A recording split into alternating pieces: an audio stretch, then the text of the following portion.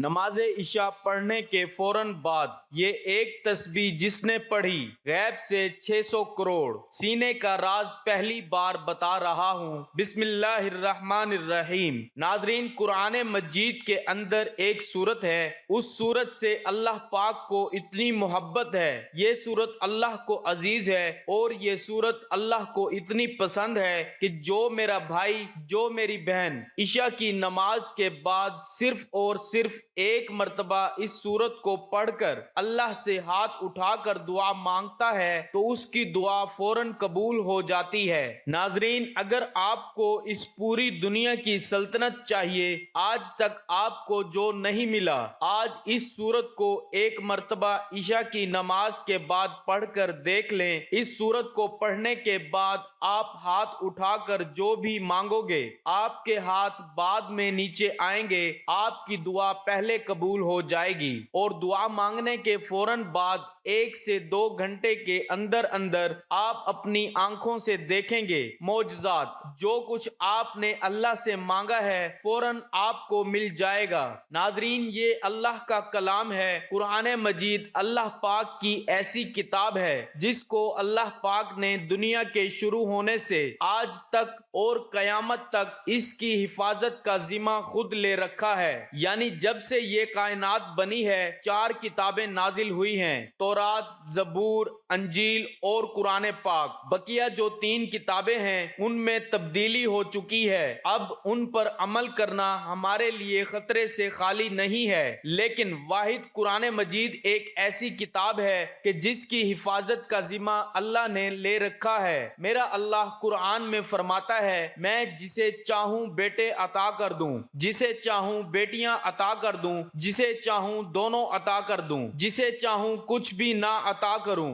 جسے چاہوں عزت دوں، جسے چاہوں ذلیل کر دوں، جس کو چاہوں رزق کے دروازے کھول دوں، جس کا چاہوں رزق تنگ کر دوں۔ تو ناظرین، یہ میرے اللہ نے قرآن میں واضح آیات میں بتا دیا ہے۔ ہمیں قرآن مجید کی ایک ایک جو آیت ہے، ایک ایک جو زبر ہے، زیر ہے، پیش ہے، وہ حق ہے، سچ ہے۔ اور اس قرآن مجید میں اتنی برکت ہے، اتنی طاقت ہے کہ ایک مرتبہ اگر اس قرآن کو جو شخص اپنے سینے سے لگا لیتا ہے تو پھر اس دنیا کی کوئی چیز ایسی نہیں ہے جو اس کو حاصل نہ ہوگی اور دنیا کی تمام تر پریشانیاں ختم ہو جائیں گی۔ ناظرین، آج قرآن مجید کی ایک مختصر سی سورت کا وظیفہ ہے آپ کی خدمت میں لے کر حاضر ہوا ہوں، اور اس سورت کی برکت یہ ہے کہ اگر آپ کو دولت کی ضرورت ہے، پیسوں کی شدید ضرورت ہے، آپ کو ذاتی گھر کی شدید ضرورت ہے، کیونکہ ذاتی گھر ایک بہت اہم ترین چیز ہے ناظرین، اور آج کے اس جدید دور میں،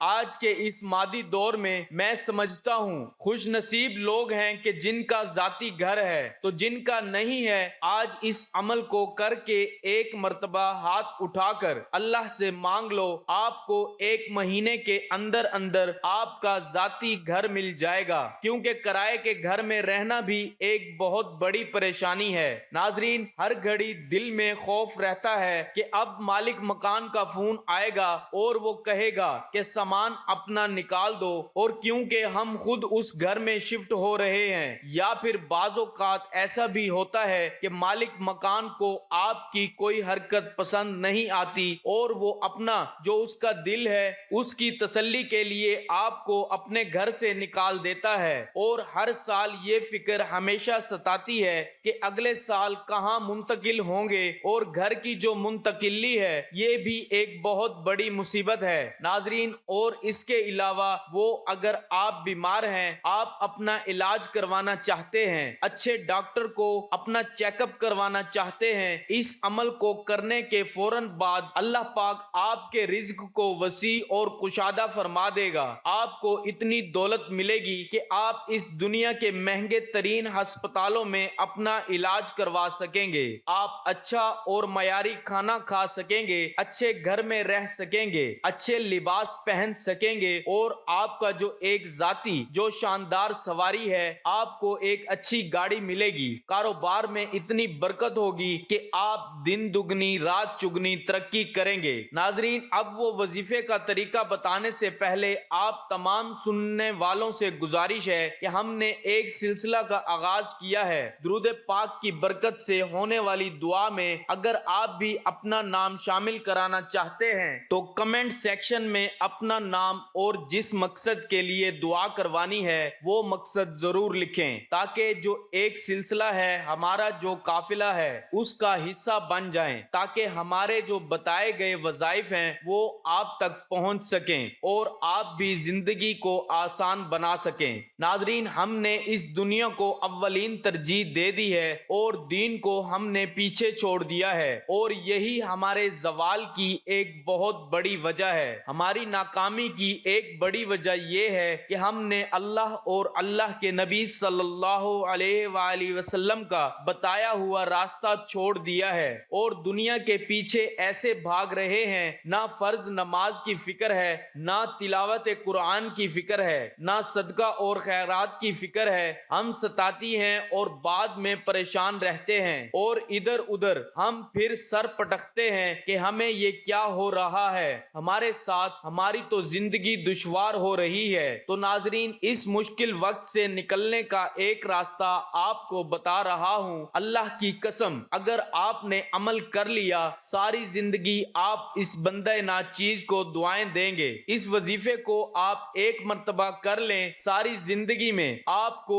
ایک مرتبہ اس عمل کو کرنا ہے۔ مختصر سا ایک عمل ہے، اور جو لوگ روز عشاء کی نماز کے بعد اس سورت کو پڑھ کر، یعنی فرض نماز پڑھنے کے فوراً بعد ہاتھ اٹھانے سے پہلے، دعا مانگنے سے پہلے وہ اس سورت کو ایک مرتبہ پڑھ کر اللہ سے دعا مانگتے ہیں، تو اللہ نے ان کی ایسی ایسی غیبی مدد کی ہے کہ آج اگر آپ کو میں ان کے نام گنوانا شروع کر دوں، اور جو معجزات میں نے اپنی آنکھوں سے دیکھے ہیں، جو واقعات میں نے سنے ہیں، آپ کو میں بتانا شروع کر دوں، تو وقت کی کمی کی وجہ سے آپ کو نہیں بتا سکوں گا اور ویڈیو کافی لمبی ہو جائے گی۔ ناظرین، مختصر بات یہ ہے کہ آپ نے صرف اس وظیفے کو اپنے ہاتھ میں کرنا ہے، اپنے سینے سے لگا لینا ہے۔ قرآن مجید کی ایک سورت کا وظیفہ ہے، عشاء کی نماز کے بعد آپ نے کرنا ہے۔ سب سے پہلے تو آپ نے جب آپ عشاء کی نماز ادا کر لیں، اس کی ایک اور شرط یہ ہے کہ جو بھی مرد حضرات ہیں ان کو یہ کرنا ہے کہ ہر نماز باجماعت ادا کرنی ہے۔ وہ باجماعت نماز ادا کرنے کی ایک وجہ یہ ہے کہ اس وظیفے کا اثر تب ہی ہوگا جب آپ باجماعت نماز ادا کریں گے، اور خواتین اس وظیفے کو گھر میں کر سکتی ہیں، ان کے لیے اس میں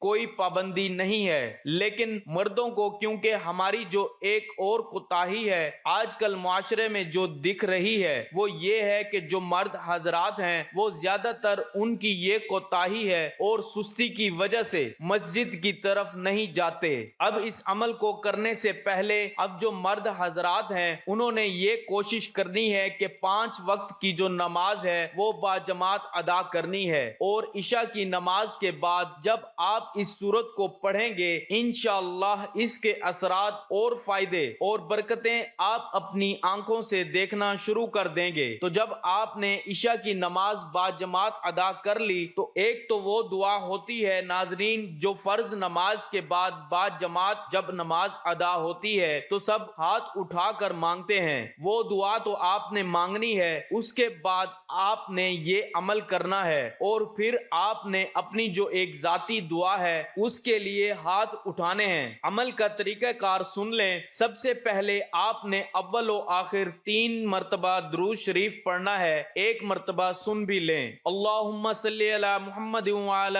آل محمد کما صلیت علی ابراہیم وعلی آل ابراہیم انک حمید مجید۔ اللہم بارک علی محمد وعلی آل محمد کما بارکت علی ابراہیم وعلی آل ابراہیم انک حمید مجید۔ پھر آپ نے 10 مرتبہ، یہ قرآن مجید کی ایک آیت ہے، آپ نے 10 مرتبہ پڑھنا ہے۔ پھر آپ نے 10 مرتبہ یا رزاق پڑھنا ہے، اور اس کے بعد 10 مرتبہ آپ نے یہ چھوٹی سی سورت الکوثر، انا اعطیناک الکوثر فصلی لربک وانحر ان شانئک ھو الابتر، یہ سورت پڑھنی ہے، اور 10 مرتبہ آپ نے 4 کل پڑھنا ہے۔ اس کے بعد آپ نے 3 مرتبہ پھر آخر میں درود शरीफ पढ़कर फिर सुन्नतें पढ़नी है और दुआ मांगनी है। फिर आपने जब सुन्नतें पढ़कर दुआ मांग ली, फिर आपने सूरह वाक़िया एक मर्तबा पढ़नी है। सूरह वाक़िया पढ़ने के बाद आपने फिर एक मर्तबा दुआ मांगनी है और अपने मकसद को अपने जहन में रखते हुए आपने दुआ के लिए हाथ उठाने हैं। नाजरीन, इस अमल को आप करके देख लें, आपको मैं गारंटी दे रहा हूँ, आज आपको ऐसा खजाना